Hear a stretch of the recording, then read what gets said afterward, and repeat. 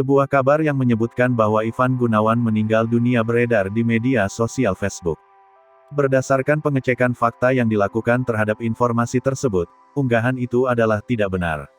Postingan yang menyebutkan Ivan Gunawan meninggal, salah satunya diunggah oleh akun Facebook ini. "Masa Kiao Chin Mak Igun sudah gak ada," tulis akun tersebut.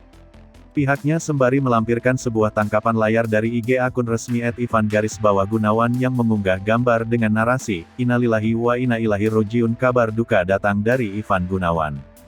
"Kepergiannya mendadak, masih tak percaya, sumpah enggak menyangka secap ini," tulis akun tersebut.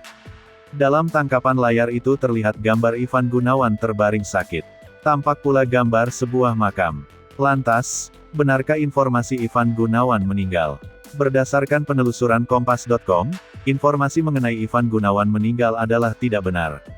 Dari pengecekan yang dilakukan Kompas.com ke akun resmi Ivan Gunawan, memang akun Ivan mengunggah postingan dengan gambar tersebut. Akan tetapi, maksud postingan tersebut adalah untuk meluruskan bahwa kabar Ivan Gunawan meninggal sebagaimana diunggah oleh sejumlah akun YouTube adalah tidak benar.